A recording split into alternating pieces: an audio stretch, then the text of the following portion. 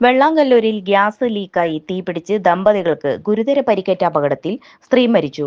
Vellangallur Erumathadam friends Nagar സ്വദേശി ശ്രീകോവിൽ വീട്ടിൽ രവീന്ദ്രൻ 70 വയസ്സ്, ഭാര്യ ജയശ്രീ 60 എന്നിവർക്കാണ് പരിക്കേറ്റത്. ഇതിൽ 95% പൊള്ളലേറ്റ ജയശ്രീയാണ് കഴിഞ്ഞ ദിവസം രാത്രിയോടെ മരണപ്പെട്ടത്. ബുധനാഴ്ച പോസ്റ്റ്മോർട്ടം നടപടികൾ പൂർത്തീകരിച്ച് സംസ്കാരം നടത്തും. അപകടത്തിൽ പരിക്കേറ്റ രവീന്ദ്രൻ എറണാകുളത്ത് സ്വകാര്യ ആശുപത്രിയിൽ ചികിത്സയിലാണ്.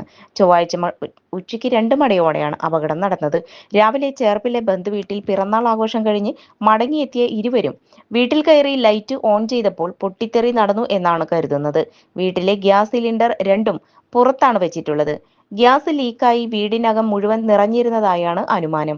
വീടിന്റെ മുൻവശത്തെ ഇരുമ്പ് വാതിൽ അടക്കം തകർന്നിട്ടുണ്ട്. എല്ലാ മുറികളിലും ഗ്യാസ് നിറഞ്ഞു നിന്നിരുന്നതിനാൽ മുറികളെല്ലാം തീപടർന്ന് നാശനഷ്ടം സംഭവിച്ചിട്ടുണ്ട്. ഇരിങ്ങാലക്കുട ഫയർഫോഴ്സും പോലീസും സ്ഥലത്തെത്തിയിരുന്നു.